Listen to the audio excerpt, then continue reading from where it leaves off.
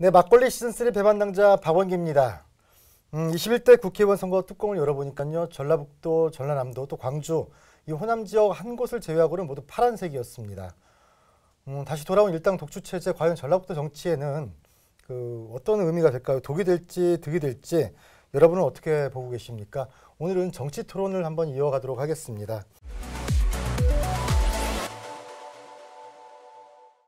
자, 함께할 분들 소개합니다. 이번 선거 아주 이유 있는 낙선을 하신 분들인데 민생당의 조영철 전 후보 나오셨고요.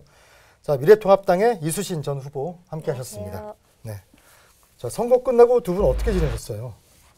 예, 일단은 도와주신 분들 인사도 드리고요. 저의 초라한 성적표만큼이나 또 전라북도 경제 현재가 너무 초라하고 해서 앞으로 어떻게 이 코로나 전국도 중요하지만 곧 극복될 것 같고요. 지금 100만 서명 운동을 준비를 하고 계시는 지속 진행하고 계시는 거고요. 예, 맞습니다. 그러니까 지금 말씀하셨던 것들이 다 문재인 정부가 전라북도 지역에 공약으로 내세웠던 것들인데 반드시 관철시켜라, 해라. 그런 그렇습니다. 것들을 지금 이야기를 하시는 거잖아요. 실제로 지난 대선 때 전라북도가 전국에서 가장 높은 득표율을 안겨줬지 않습니까? 그럼에도 불구하고 공약 이행률을 보니까 지금 전라북도의 대통령께서 약속하신 것이 약 15조 정도 됩니다. 그런데 그중에 약 1조 2천억 정도가 예산이 반영이 돼 있고요. 10% 이짝저짝이겠죠. 이쪽 저쪽이겠죠. 그러니까 저희가 매번 이야기하는 건데 전라북도가 문재인 정부 탄생의 최고의 득표율을 보여주긴 했지만 실제 유권자 수는 그렇게 많지가 않잖아요. 이런 부분들이 아마 작용을 하지 않을까요, 정치권에서는? 맞습니다. 이제 표와 연결되는 부분이고 이번 선거에서 한 40~50명 되는 후보 중에 유일하게 민주당이 잘못하고 있다. 대통령은 약속을 안 지켰으니 지켜라. 이런 지적을 하니까 표가 더 안 나오더라고요.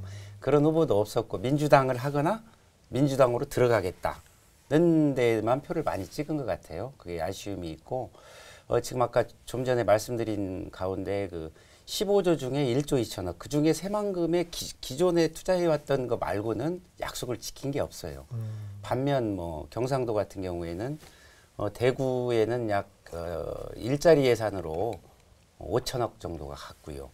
그다음에 울산에는 2조 1천억 정도가 갔는데 전남 같은 경우에는 지금 공약 이행률을 제가 보니까 80%를 넘었어요. 네. 근데 전북은 그냥 우리는 원래 가난하려니 이렇게 살아온 것들이 이번 선거에서도 또 최다 득표율, 최다 득표 이런 식으로 이어지고 있으니 안타까움을 제가 도민들의 인식이 좀 바뀌어야 되지 않을까요? 예, 약간의 그런 부분들을 지적하고 싶습니다. 그렇군요. 우리 이수진 전 후보께서는 어떻게 지내세요? 전 좀 쉬었고요. 제가 목표한 게 있었는데 그걸 좀 이루지 못해서 좀 실망을 좀 했습니다. 그래서 좀 저 도와주신 분들께 전화 통화도 하고 그런 이후에 이제 정신 차리고 당 다시 정비하는데 지금 힘쏟고 있습니다. 그럼 이제 두 분이 어떻게 보면 전주 을 지역에서 선거 당시에는 경쟁자였는데 그럼에도 불구하고 민주당이라는 아주 거센 그리고 아주 그냥 고착화되어 있는 세력과 정당과 싸울 때에는 어떤 동반자적 느낌도 좀 있었을 것 같아요. 그런 건 없으셨나요? 네, 물론 이제 전국적인 걸로 볼 때 언론에서 주목도나 이런 걸로 볼 때 민주당 아니면 통합당 이런 식으로 이렇게 어느 정도 각이 세워지는 상황이었고 제3당부터는 거의 언론에 노출 빈도가 없었죠. 특히 이제 통합당이지만 전라북도에서는 아무래도 이제 빈도가 적었겠죠. 그런 오히려 부분. 이번에는 무소속이나 민생당이 조금 더 언론에서는 전라북도에서는 부각을 받을 수밖에 없는 곳이니까. 그럼에도 불구하고 저희 이제 민생당 같은 경우에는 그 전에 선거 전에 일당이었고 전라북도를 대표하는 정당이었는데 물론 이제 이합 집산이 좀 있었고 그로 인해서 지난 지방선거 때 혹독하게 저희가 회초리를 맞았었고 그 정도면 이제 회초리 맞았으니까 어느 정도 기회를 주실 것이라는 기대감도 있었는데 이번 바람이 워낙 거세고 대통령의 국정 안정에 먼저 투표를 하겠다는 표심이 너무 작용해서 선거는 바람이라고 하잖아요. 지난번 20대 때는 국민의당이 어떻게 보면 바람을 일으켰었는데 그때는 국민의당이 여당이 아닌데도 불구하고 많은 승리를 거뒀던 이유가 바람이었거든요. 근데 맞습니다. 이번에는 무슨 바람일까 생각해 보니까 이번엔 코로나19 전국이었잖아요. 그러면 이제 다들 어려운 시기였는데 그 고관 열쇠를 쥐고 있는 거는 여당 문재인 정부지 않습니까? 그럼 문재인 정부가 고관 열쇠를 갖고 있기 때문에 여기 정부에 힘을 줘야만 우리에게 오는 경제를 살릴 수 있기 때문에 이번엔 그게 어떻게 보면 민주당이 승리할 수 있는 좋은 기회였던 것 같아요. 그 개혁 보수라고 슬로건을 내밀면서 나오셨다라는 것 자체가 네. 이 전라북도라는 지역이 험지라는 표현보다는 미래통합당한테는 사지가 네, 네. 될 수밖에 없는데 네. 솔직히 이게 기자회견할 때 살짝 신선하기도 했거든요. 네. 이 전라북도에서의 그 개혁 보수는 어떤 것들을 지향하는 건가요? 개혁 보수는 이제 뭐 원래 그 공정과 정의를 내세우고 안정과 경제를 살리고자 한 거였는데 그 동안에 보면은 뭐 꼭 우리 미래통합당뿐만 아니라 모든 정당에 대한 그 신뢰감이 떨어진 상태였기 때문에 제가 그런 신뢰를 회복하고 또 우리 미래통합당에 앞으로는 신뢰를 상실하지 않도록 노력하겠다. 어떤 열정을 가지고 다시 일으켜 보겠다. 그런 차원에서 개혁 보수를 지향한 겁니다. 지금 정치 활동이 전주에서가 처음은 아니시잖아요. 전주에서 서울 광진구에서 네, 네, 광진구에서, 의원을 하셨는데 네. 어떻게 이제 시작하신 거예요, 거기서? 제가 이제 정치 활동 시작한 거 한 2004년도 전에 네. 저희가 강의하고 있으면서 이렇게 정치 활동에 입문하게 됐습니다. 그래서 가장 첫 발을 내디딘 게 광진구에서 첫 발을 내디딘 거였고, 그 이후에도 여기 이제 보궐선거에 있을 때 공천 신청을 그때 한나라당 시절에 했은 적 있었는데, 그때는 이제 공천 신청 공천이 되지 못해서 이번에 다시 제가 자발적으로 신청을 한 결과 공천이 돼서 하게 됐습니다. 한나라당 서울시당 부대변인도 네. 하셨어요. 네. 상당히 굵직한 그 정치 활동을 서울에서 하신 건데 네. 어떠세요? 그 서울에서 하셨을 때의 느낌과 전주에서 똑같은 지금 미래통합당, 새누리당, 한나라당 네. 정치 활동을 하는 것과 어떤 벽의 느낌이 좀 더 다르지 않을까 싶은데. 그때는 구의원으로서 이제 선거운동을 한 거였고, 지금은 이제 국회의원 후보로 나온 게 차이점이 좀 있던 것 같습니다. 그런데 뭐 인구로 치면 거기가 더 많지 않나요? 근데 어떻게 이제 보면? 이제 비슷하나? 구의원이라는 기초의원이기 때문에 네. 사람들과의 만남과 너 나 본 적 있어? 이렇게 만나면은 너 나 본 적 있어? 너 만난 적 있어? 이런 거에 점수를 많이 주는 반면에 국회의원 후보는 굵직굵직한 그 국가의 살림을 다루는 것이긴 만큼 정책, 공약에 대해서 더 깊이 있게 더 그래요? 살펴주시는 것 같습니다. 언론에서도 그렇고 항상 매니페스토 운동도 하잖아요.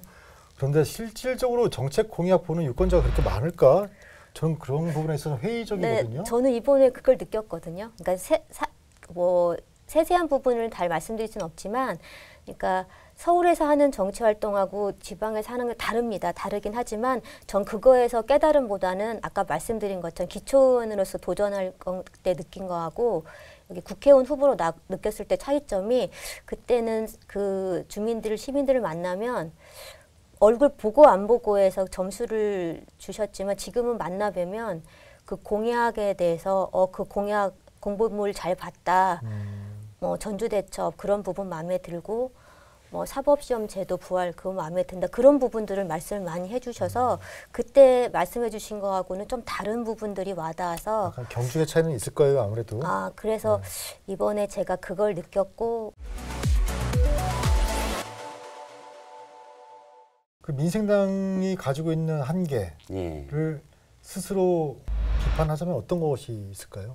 선거를 하면서 느낀 경우는 이제 그 군소정당으로서의 그 거대 양당을 이렇게 대체해 나가거나 하기에는 명분은 그거 있어요. 저는 민주당과 통합당만 있으면 전라북도의 몫을, 실제로 지난번에 그 저희 민생당 이제 전신인 민주평화당이 쪽지 예산이죠.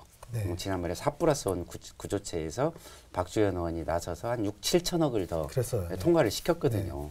그런 것들이 만약에 두 당만 있었으면 그런 일들이 없거든요.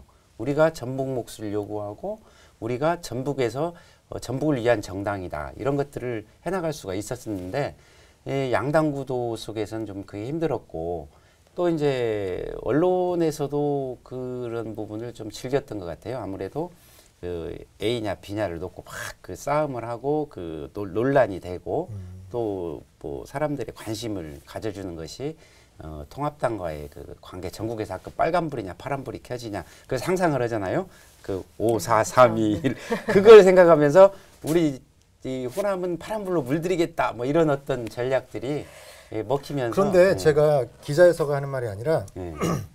이번에 그 전라북도 의회 정치부 기자들 선배님들이나 저희들은 오롯이 전부 파란불이 나오는 거는 옳지 않다라는 생각들을 가지고 있었어요. 예. 그런 부분들에 있어서 최대한, 왜냐하면 그 기사들을 보시면 아시겠지만 그 민주당에 이제 이번에 국회의원 되신 여러분들이 있는데 당장 후보 초청 토론회에도 참여를 안 하시는 분들이 많았었고 엄청나게 많은 비판을 받았어요, 그분들이. 그럼에도 불구하고 당선이 되셨단 말이에요. 이제 앞으로는 4년 동안 열심히 하셔야 되는 거는 뭐 당연한 일이지만 그 과정에서는 우리가 봤을 때 이거는 대의 민주주의라는 어떤 과정과 절차를 너무나도 무시한 것이 아니냐라는 생각이 들거든요. 근데 우리가 네. 그 여론조사라는 게 나오잖아요. 근데 1차 여론조사 같은 게 나오면, 근데 그걸 이제 어느 정도 지금 이렇게 돼 있다는 걸 알려주는 것도 좋지만 후보들은 그렇게 생각을 하지만 일반 유권자들은 이렇구나라고 해서 본인 표를 사표를 안 끝난 만들려고 것처럼 이미 다 이렇게 됐구나. 뭐 별반 차이 있겠어. 이렇게 생각을 하니까 그게 그 사람들한테는 그때부터 이미 마음을 정하고 있는 것 같아요. 움직이는 것 자체가 쉽지가 않은 것 같고. 여론조사를 없애버려야 돼요. 여론조사는 선거 즈음에서 하는 거는 좀 독인 건 금방 이 후보님 말씀대로 독인 것 같아요. 이제 그게 고착화가 돼버릴 수밖에 없고 네네. 후보가 나온 상태에서 이제 후보를 변별력을 가지고 쳐다보고 공약을 보고 이럴 여유가 없어지는 것이죠. 이 당의 현실은 이거구나. 그다음에 그 민생당이나 제3당의 역할은 여기까지구나. 이런 것들을 갖다가 마음속에 어느 정도 고착화시키고 선입관을 그냥 딱 만들어 놓은 거고. 본인이 만약에 뭐 미래통합당이 민주당이 아닌 다른 정당을 지지했더라도 내가 모르는 뭐가 있었나? 내가 잘 모르는 뭐 부분이 있어서 이 정당에 힘이 없는 건가? 아니면은 뭔가 모르는 뭐 자기를 탓하게 되는 거죠. 자기가 뭘 잘못 알고 있나? 그래서 자기 표를 그게 저도 느꼈던 건데 처음에는 놀란 거예요. 그러니까 제가 그거 보고 놀랬지만 저는 자극이 됐지만 정말 유권자들이 이 후보님은 놀랄 필요가 없지. 나 같은 경우에는 이를테면 25년간 이 지역에서 시의원도 하고 도의원도 했는데 민생당 너희들은 마음속에 딱 고착화를 시켜버리는 거예요. 그래서 이 정도 수준에서 근데 그 선거가 끝까지 가는 것들을 보면 여론조사의 문제점은 좀 있지 않나. 문제점이 좀 있는 그런 것 부분들이 같고. 있는 것 같아요. 그리고 저희들도 그걸 보면 이제 후보들끼리 만났을 때도 편치는 않더라고요. 그게 이제 이미 이렇게 깔려 있어가지고 그걸 극복을 해야 되잖아요. 보이지 않게. 극복을 하려고 하는데 이미 열등감도 생기는 약간 상황이고 그 생기고 주눅 들고 이걸 어떻게 해야 되나 이거를 마음을 일단 진정을 시키고 토론할 때도 그런 거 어떻게 하면 뭘 좀 내가 더 배워야 될까라는 좋은 생각도 있지만 이걸 어떻게 이걸 극복을 해야 되지? 이걸 이 상태로 가는 거 아닌가? 저는 1차 전주방송 토론회 할 때는 사실 좀 후보님들을 일단 귀담아 듣는 경청하는 자세를 좀 먼저 했었거든요. 아무래도 아까 조 후보님 같은 경우는 제 개인적으로는 제 학교 선배님이시도 하지만 그렇죠. 워낙 지역활동 도의원, 시의원 다 하셨기 때문에 제가 그 후보님들 중에서 가장 이쪽 전주에 대해서는 많이 알고 계시니까 그래서 많이 배우고 이제 반대를 위한 반대를 하면 절대 안 되고 좋은 건 좋은 거고 모르는 건 모르는 거고 아는 것만 성심성의껏 답변하자. 모르는 거 우겨서 아는 척할 필요는 없거든요. 그렇죠. 그래서 그랬는데 그게 후보들 간에도 조금 그거는 게 위축될 수도 있는 소지가 있는 것 같아요. 근데 그걸 이제 극복해야만 그게 정치인인데 저도 많이 쌓아야겠죠.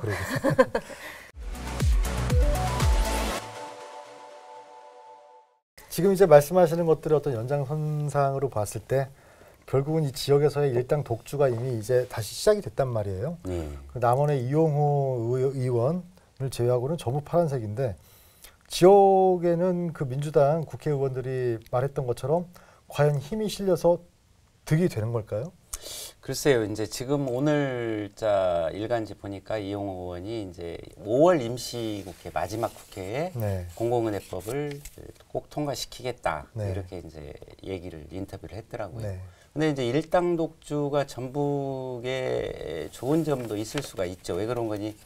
그들이 주장하는 대로 일사불란하게 의견을 모아서 정부에 건의하고 예산을 좀 편성을 해서 전라북도 도지사도 민주당, 뭐 시장도 민주당, 도의원 전체 민주당 하니까 일사불란하게 좀 움직여 줘보자 하는 네. 긍정적인 측면이 분명히 있지만 과연 저희가 이제 우려하는 부분은 지금 나와 있는 병폐, 폐해 이런 것들이 지방의회와 그 단체장이 전체 민주당으로 일당 독주화되면서 그다음에 이제 고질적인 그건 민주주의가 아니잖아요. 그렇죠. 스포일 시스템이 지금 네. 그 엽관주의라고 그러죠. 네, 네. 제가 이제 도의원 할 때 그 김한주 지사한테 2번 하시고 시장, 도지사 2번 하시고 이렇게 하면 이제 엽관주의에 빠질 수 있다. 스포일 시스템이 되게 되면 이건 부정부패로 이어지고 토호 세력이 창궐 하고 그다음에 이제 이 지방 정치나 이런 것들이 부패할 수밖에 없다. 경고를 같은 당임에도 불구하고 했었는데 그런 노력들이 내부에서 자정 노력들이 어제도 보니까 뭐 민주당 제19 감싸기 이런 얘기가 나오는데 스스로 자정할 수 있는 노력들이 안 되니까 지금 일당 독주가 가져오는 장점 금방 말했던 것도 있지만 폐해들이 아니 그런데 그 더 있을 수 장점에는 있다. 우리 같은 전라북도에 있는 다른 당의 정당의 의원이더라도 예.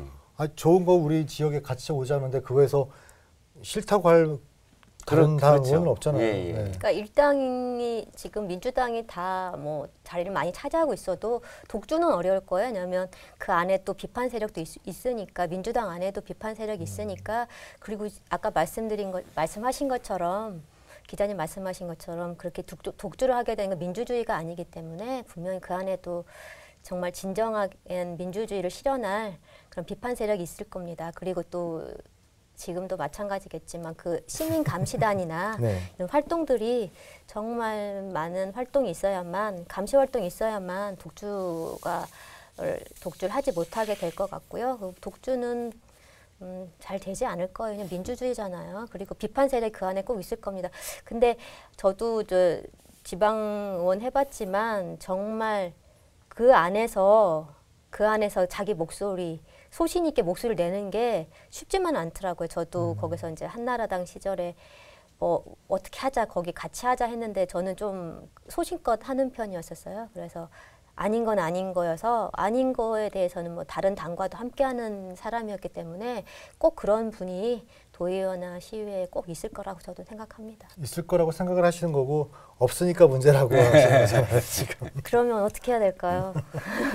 지금 뭐 민주당 아까 우리 사회자께서 말씀하셨듯이 뭐 토론회 거부랄지 그다음에 뭐 주민들의 지지에 대해서 너무 당연시하게 이렇게 받아들이는 것들이 토론회 거부하는 거잖아요. 그거는 내가 안 나가더라도 당연히 찍겠지 하는 것들이 이미 그쪽 뭐 어느 정도 여론조사나 이런 걸 통해서 빅데이터나 이런 걸 가지고 다 우리는 이 정도 표는 나와 있다. 이런 걸 알고 있고 이게 고착화돼서 쭉 1주, 2주, 3주, 2주 기간 동안에 계속 이루어지니까 그걸 기반으로 해가지고 끝까지 선거에 임하면서 도민의 목소리, 언론의 목소리 등에 대해서 귀담아 듣지 않았다. 그 부분은 이제 본인들도 좀 늦게 할 것이고 그대로 가서는 또 본인들이 정권 우리가 도민들이 원해서 도민들이 진짜 압도적으로 국정 안정을 위해서 찍어줬던 표들이 오히려 해가 되고 본인들이 잘해야 되고 또 도민들의 목소리나 언론의 그 지적에 대해서 겸허하게 받아들여야 되죠. 예. 네, 그 토론회 때도 그 민주당 후보 빼고 나머지 분들은 그 안 나온 거에 대해서 좀 시민들이 잘 알아주십사. 왜냐하면 안 나왔으니까 안 나온 거는 그 사람의 선거 전략이지만 그걸 보고 선택하는 건 그 전주 시민의 몫입니다라고 좀 호소를 했지만 결과는 당선이 됐거든요. 근데 그걸 보면서 뭐가 부족해서 이렇게 됐을까. 근데 결국은 어떤 사람이 되든 곳간 열쇠를 가지고 있는 건 민주당이니까 어떻게든 그 사람, 그 민주당을 통해서 지원을 받는 그건 게 지금 어떻게 보면 안타까운 현실이에요. 저희 시민들이 지금 코로나19 때 더 힘들어지니까 다 필요 없고 우리한테 경제적인 도움이 된다면 누구든 어떻게 보면 누구든이라는 표현은 좀 뭐하지만 어떤 사람이든지 나에게 경제에 도움 줄 수 있는 사람 그래야만 힘을 실어줄 수 있는 사람이었던 그분이 바로 힘을 실어줄 사람이라고 판단을 한 것 같습니다. 전주 시민들이. 다시 이제 뭐 각 두 분의 정당으로 돌아가서 말씀을 나눠보자면 네. 미래통합당 같은 경우는 제일 야당인데도 불구하고 네. 이번에서는 아주 민심의 네. 대패를 하셨어요. 어떤 책임이 있다고 보세요? 이제 북한의 코로나19 그걸 떠나서. 네, 일단 신뢰도가 좀 많이 하락한 것 같습니다. 또 언행, 또 말 조심도 좀 너무 안 한 것 같고 일단 하고 싶은 말을 다 할 수 없는 게 정치인인 것 같습니다. 때와 장소를 가릴 줄 아는 게 또 정치인이 해야 될 일인 것 같고요. 또 말에 대한 또 뭐 그게 어떤 뭐 신빙성이 있고 신뢰도가 있는 말일지언정 때와 장소를 가릴 수 있어야 되는데 그 말을 좀 조심하지 않은 것 같고 그 다음에 뭐 그런 신뢰감이 일단 상실된 것 같습니다. 신뢰감이 상실된 것 같고 그 다음에 뭐 좀 이곳이 그 당에서 봤을 때 뭐 험지라 할지라도 적극적인 그런 뭐 지원 이런 것도 필요한 것 같습니다. 저는 물질적인 지원보다는 마음의 지원이 더 중요한 것 같습니다. 근데 그런 마음의 지원은 받지 못한 것 같아서 일단 그런 섭섭하셨겠어요. 같은 당이지만. 그런데 용기와 힘을 줘야만 더 이 자리를 힘을 낼 수 있는 것 빌어서 같습니다. 미래통합당 네, 지도부에 제가 이런 말씀을 드린 적이 있습니다. 모르겠지만 제가 절대. 어느 정도 득표를 올려야만 제가 더 큰 목소리를 낼 수 있을 것 같습니다. 기자회견 제가 전날 했을 때 중앙에서 어떤 자리를 차지할 것 같습니까? 라고 물어보시더라고요. 어떤 기자분이. 그래서 제가 그런 그걸 염두하고 나오신 건 아니냐 이제 이런 거였죠. 네. 그래서 제가 그런 건 아니고 제가 어떤 득표를 받으면 제가 그래도 대접을 받지는 않을까요? 제가 그렇게 반문을 한 적이 있거든요. 근데 모든 건 사람을 움직이는 건 마음인 것 같습니다. 정치인도 그렇고 그래서 마음을 움직이는 건 움직여야만 뭐든 할 수 있는데 제가 일단 그런 마음을 전주 시민들한테 못 움직여서 조금 득표를 받은 것 같습니다. 아니에요. 지금 굉장히 열심히 하셨고 미래통합당 입장에서는 우리 이수진 후보 전 후보가 없었으면 없었잖아요 거의. 네, 너무 잘해주신 거예요. 네. 아 그렇습니까? 오히려 미래통합당이 감사해야 될 상황이고. 맞습니다. 자, 우리 민생당 같은 경우는 사실 국민의당 예. 때는 7석을 차지했었단 말이에요. 예. 이제 여러 또 복합적인 요인들이 있겠지만 정말 우리 지역에 금과 옥 같은 정치인 분들이 계셨단 말이에요. 예. 또 유성엽 그리고 예. 정동영 의원 예. 이분들이 이제 낙선한 것은 이제 어떻게 보면 이 지역 정치인을 좀 잃은 부분도 충분히 있다라고도 그렇습니다. 볼 수 있는데 또 그분들의 어떤 책임이 또 있지도 않을까도 싶기도 하거든요. 그게 안타까운 부분이죠. 지난번에 그 국민의당 때 그 전라북도에서 7석이나 국민당을 지지해주고 물론 이제 안철수 의원의 역할들도 있었습니다만은 그럼에도 불구하고 본인들의 개인적인 역량 그리고 전반적인 분위기가 제3당에 힘을 실어줬었거든요. 근데 그 이후에 금방 말씀하신 책임 같은 부분은 이제 분열이었죠. 분열이죠. 네, 일단은 물론 이제 안철수 의원이 첫 번째로 그분 자체가 보수적인 성향을 가지고 있기 때문에 이제 빠져나가는 과정에서 이제 민주평화당을 만들었는데 민주평화당만큼은 이제 호남을 대변하고 또 개혁 정치 제3당으로서 역할들을 꾸준히 해나가겠다는 그것이 지속됐어야 되는데 그 와중에 또 한 번에 또 분열이 있었고요. 있었죠.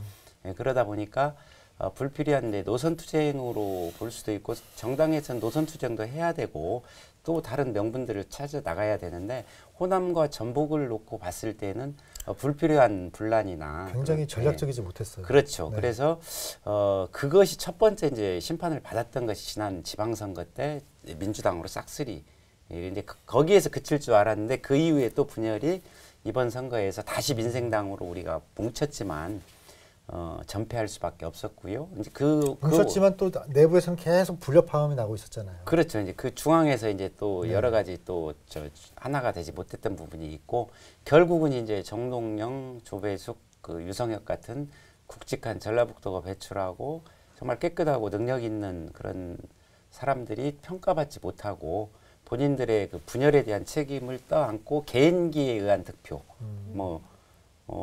한 자릿수에서 이제 원에는 한 자릿수에서 본인들도 뭐 15%에서 30%까지 초라한 성적표를 받았던 그런 아쉬움이 있는데 선거가 끝나자마자 우리가 이렇게까지 질책을 할 필요가 있었나 하는 그런 그 스스로 주민들께서 그걸 말씀하시는 것도 제가 들었습니다.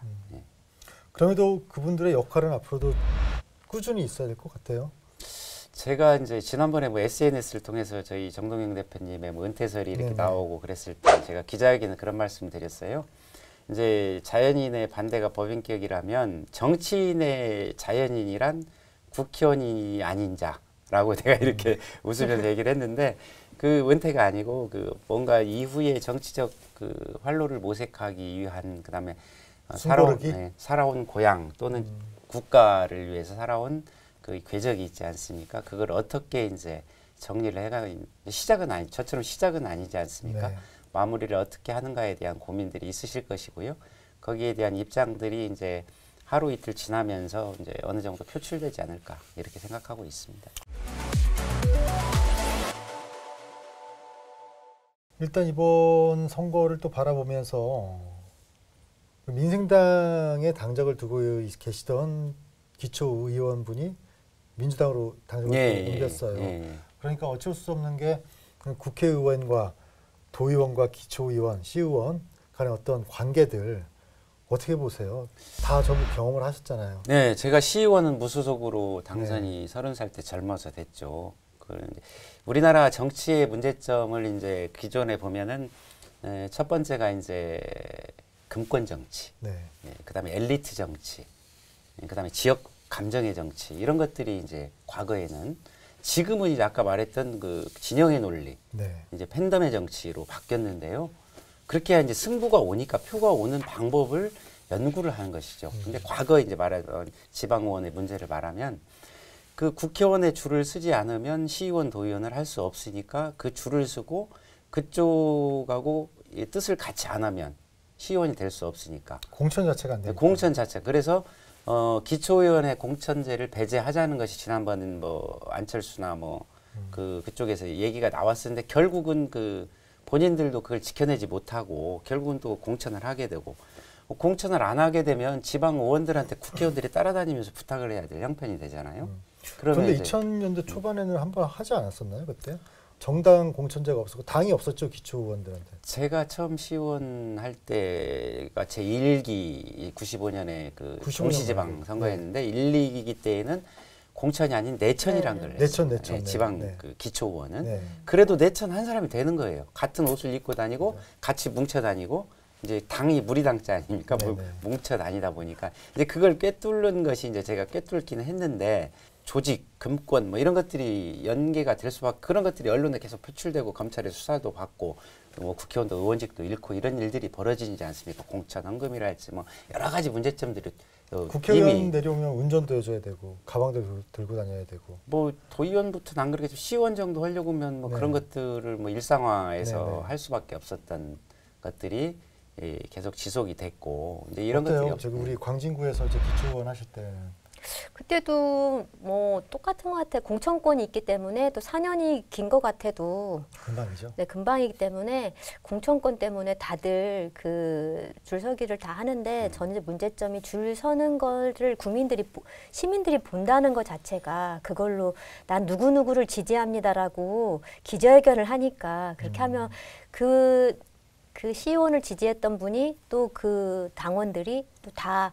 같이 움직일 수 있기 때문에 그런 언론에 이렇게 나타나는 건 언론에 기자회견 하는 건 참 어떻게 보면은 자유스럽게 할 수도 있는 거잖아요. 네, 자유롭게 할 수는 있는데 그게 또 그러니까 이제 도민과 시민들을 봤을 때는 이게 정치 도의적으로 맞느냐의 문제인 거지. 이제 예를 들어서 A라는 시의원이 기자회견을 했으면 그 당원들은 아 내가 지지하는 사람이 난 어떤 공약이나 그런 걸 보기 이전에 내가 지지하는 이분이 살려면은 이분을 해야 되는 건가 보다. 장단점은 있어요. 이제 이를테면 지방의원 공천자가 되더라도 국회의원과 연계성이 있다는 것 자체가 공천 과정을 갖다가 경선 과정을 투명하게 하고 대의원들을 공정하게 선정하고 이런 부분이 된다면 상관이 없다고 봐요. 왜 그러면 국회의원이 지향하는 올바른 정치를 하고 있다면 그 도의원, 시의원이 궤를 같이 해서 도와 시에 도움이 될 수 있는 예산을 같이 확보하고 무리를 지어서 같이 정치를 하는 건 맞는데 공천 과정의 투명성들에 대한 담보가 있으면 문제가 없는데 그러기에는 좀 한계가 있다. 그래서 이런 것들이 좀 그게 있습니다. 저도 이번에 기자회견 보니까 시의원 시의원들이 어느 후보를 지지하겠다 언론에 하니까 지지하는 건 자유인데 그분들을 지지하는 국민들이 시민들이 봤을 땐 아, 이 후보가 지지하는 괜찮겠구나. 그러니까 이걸 시의원과 도의원과 국회의원을 좀 별개로 보고 선택을 해야 되는데 그 선택의 법이 자꾸 좁아지니까 아, 위원 부담이 있는 기자회견이 될 수 있겠구나. 근데 아까 이제 우리 잠깐 제가 답변 못했던 부분 중에 후보를 우리 당의 그 시의원 당선자를 빼나갔잖아요. 상대당 후보가. 빼나간 건가요? 자발적으로 나간 건가요? 반반이겠죠.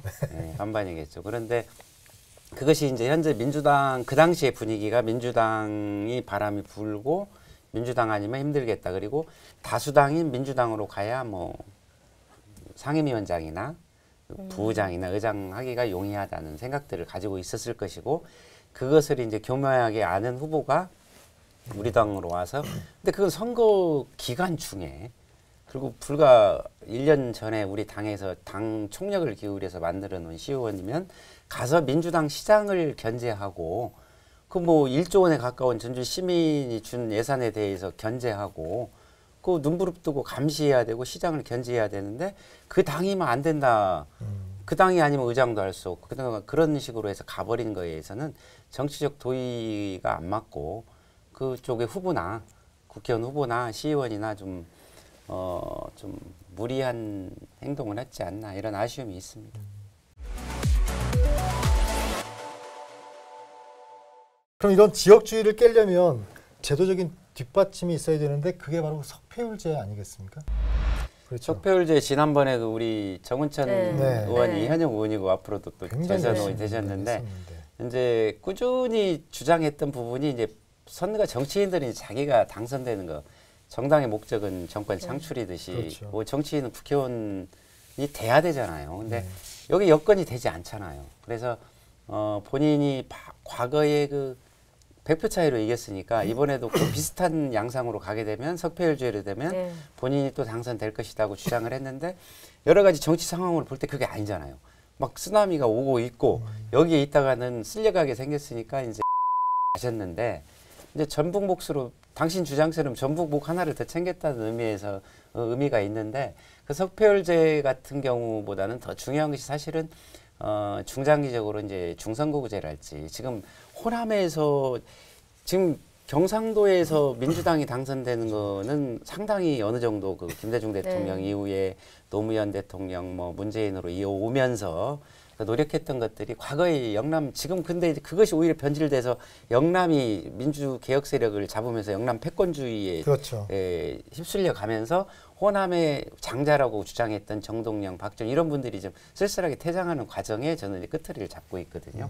그래서 이제 제가 회생을 해야 되고 호남 정치 복원을 위해서 그런 부분에 있어서 이제 그 석패율제보다는 중선거구제로의 전환들이 필요해서 호남에서도 그렇게 되면 이제 물론 이제 또 통합당에서는 반론하기를 그럼 중선거구제면 여기도 민주당이나 민생당이 되지 우리가 뭐 될 가능성이 있겠냐 이렇게 할 수도 있겠지만 그냥 중장기적으로 볼 때 이제 정당의 이합 집산도 있을 것이고 뭐 다당제 구조가 아니 양당제로 굳혀진다든지 이런 것들은 이제 국민들이 원하는 것의 답변이잖아요. 그래서 중선거구제가 중장기적으로 논의되고 뭐 그렇게 되면 이제 권력구조 개편이랄지 뭐 제 헌법에 대한 어떤 새로운 시각 그리고 뭐 이런 것들이 좀 있을 필요가 있지 않냐 이렇게 보여집니다. 우리 이수진 전 후보는 어떻게 보세요? 저도 뭐 석패율제나 뭐 이런 거 단편적인 것보다는 좀 이번에 연동형 비례제도 그렇고 전반적으로 정치적인 개헌의 개헌이 필요성들도 있어야 된다고 생각을 해요. 왜냐하면 연동형 비례제도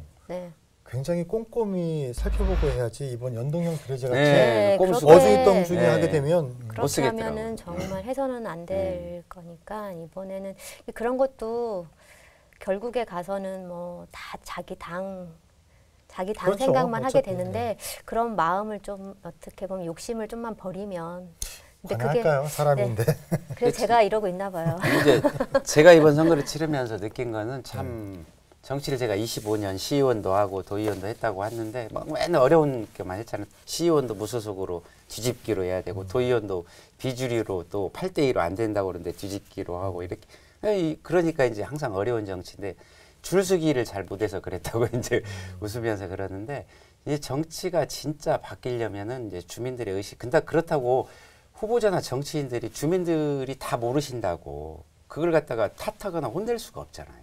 그거는 그만큼 노력들이 더 계속 이어져야 되고 정치 제도 개편의 문제가 이루어져야 되는데 진짜 지방자치에 대해서도 내가 이 시의원 도의원들이 저것들이 뭐에 나도 할 수 있는 걸 쟤네들이 이렇게 무시할 게 아니라 내가 저분들이 뽑으면 1조 원의 내 세금을 맡겨놓은 시의원이 제대로 된 사람인가 그것이 아까 말한 엘리트주의나 뭐 근권 정치가 아니라 그 뭐 진짜 많이 가지고 많이 배운 사람이 아니라 진짜 시민들을 위해서 도민들을 위해서 어떻게 살아왔고 어떤 정치적 사고를 가지고 있는가를 좀 바라봐 주시고 그런 것들이 제일 중요할 것 같고요. 거의 뭐 지금 마무리 발언하시는. 아니요. 제가 또 한 가지 여쭤볼 게 이거예요. 그 국회의원 예. 국민소환제 관련해서 어떻게 찬성하세요? 저는 찬성해요. 찬성하세요? 우리 그냥 항상 조정 후보님. 언제든지 소환될 수 있다. 그런 근데 생각을 이제 가지고 해야죠. 그거는 이제 그 구성 요건이 있어야 되잖아요. 몇 명 이상 뭐 이렇게 어렵죠. 그런 것들이 쉽지가 않아요. 제가 이번에 그 100만인 서명 운동을 받아본다고 몇만 하셨어요? 몇? 아니요, 이제 몇천 명 했는가 모르겠어요. 그 10만 정도 되면 네. 대통령하고 민주당에 갖다 주면서 왜 약속을 안 지키냐. 전남하고는 80% 지켜놓고 왜 전라북도를 느냐. 10% 이게 뭐냐. 그럼 내년이면 임기 끝나는데 그냥 공연불만 하다가 표만 싹 쓸어가고 돈은 경상도만 싹 갖다 주고 전남은 조금 그나마 시끄러우니까 80% 지키고 전북한테는 한 게 뭐 있냐. 내가 이렇게 말씀을 드리고 정확한 걸 알려드려야 되는데 도민들도 지금 저 친구 뭔 얘기하나? 무리하고 원 10% 대통령 공약이 뭔지 모르시잖아요. 솔직히 도민들은. 근데 15조를 약속했는데 1조밖에 안 했다고 그러면 3년이 지났는데 그럼 전남은 80% 해줬는데 왜 전북은 안 해줬을까? 처음 들으시죠? 제가 이제 카메라 보고 그럴 수도 있어요. 그러니까 좀 이 관심을 가져요. 가짜 뉴스라고도 생각해요. 우리 이수진 후보님은 혼자 명함 주고 나는 선거운동 공직선거비 선거부정방지법상 쓸 수 있는 모든 선거운동을 썼는데 표가 반절밖에 안 나오잖아요. 위험한 존재라 이게 제가 되면 안 된다 생각했나 봐요. 이게 막 강력한 아니에요. 라이벌 그런 건 아니고. 민생당에 대한 어떤 네, 그런 거죠. 그렇죠. 그런 근데 것들이 많이 그 컸죠. 내용을 좀 아셔야 된다. 국민들도 내가 표를 던질 때에는 대통령을 지키기 위해서 잘하셨어요. 저도 대통령 지키려고 하는 사람이지 내가 다 탄핵시키려고 한 사람이 아니지 않습니까? 근데 일단은 거기까지는 끝났어요. 그제. 아 내가 이렇게 나눠드리고 다니고 이런 시위하면 저 친구가 머리를 빡빡 밀고 깎아배갖고 죽으려고 하는가. 그럼 표를 찍어준 만큼 빚을 받아야 할 거 아니에요. 네, 그런 것 같아요. 선거를 할 때 보면, 그러니까 자기 본인들이 힘들기 때문에 그러니까 밝은 면을 더 보고 싶어하는 것도 있을 수 있어요. 그렇죠, 그러니까 그렇죠. 힘든데 센 데에 기대고 싶고. 토론에 나왔는데 센 곳에 기대고 싶은데 자꾸 왜 이렇게 그냥 부드럽게 가면 되는데 왜 혼내 쌓고 이렇게 그러는가. 혼내고 저러는지. 근데 더 혼나야 돼요. 우리는 그런 부분들도 있는 것 같아요. 저는 그래서 사실은 제 현수막을 이렇게 저는 웃으면서 올린 현수막이잖아요. 그래서 이렇게 힘들 때 그렇게 내가 만약에 점수를 잘 얻는다면 현수막 덕이겠다 생각이 들었던 게 힘들 때 웃는 얼굴 침 못 뱉는다고 아마 덕을 좀 보겠구나라는 다음에 생각을. 우리 조정 후보님 나오실 때는 웃는 얼굴로 저도 웃었는데 더 활짝 저 웃으세요. 민주당을 혼내는 바람에 저 너무 저한테 견제를 많이 그래서 하고 아마 안 줬을 것 시민들은 같아요. 그러니까 힘들기 때문에 많은 걸 알기보다는 네. 센 그냥 쪽하고 일단 대통령 그냥 잘 되고 하고 하는 우리는 분들. 원래 가난하니까 지금 담세율이 1%에 1%. 전국에서 우리가 인구가 2.4에서 2.7% 정도까지 갔었는데 그러면 2.7%의 세금을 내야 되잖아요. 근데 우리 1% 되는 이유가 공장이 없어요.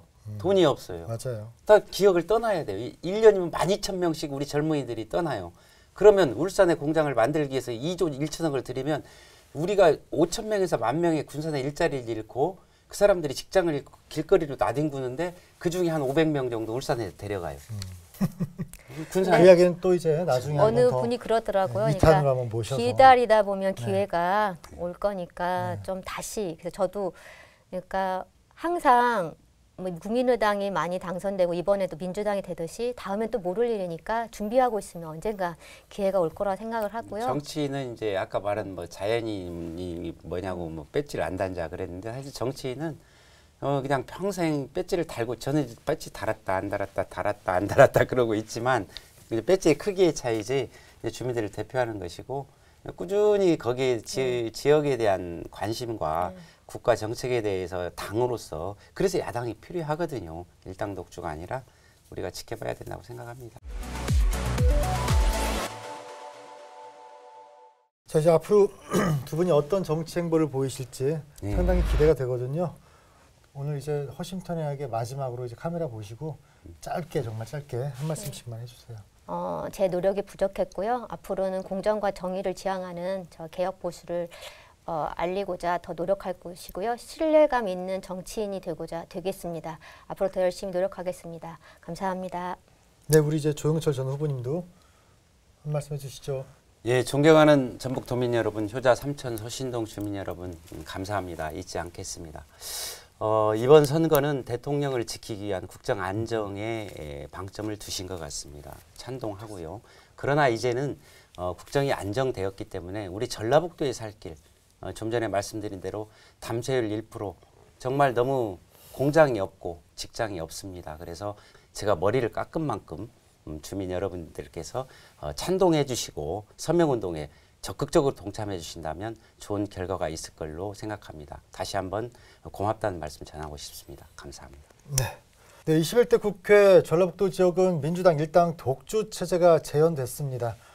독이냐 득이냐를 떠나 우리에게는 항상 득이 됐으면 하는 게 바람이겠죠. 전라북도 출신의 의원들이 이제 지역구나 뭐 비례이든 어떤 걸 떠나든지 우리 지역 발전을 위해서 모두가 한 마음으로 힘써주기를 기대해 봅니다. 자, 오늘 막걸리 시즌3 배반당자 여기서 마치도록 하겠습니다. 고맙습니다.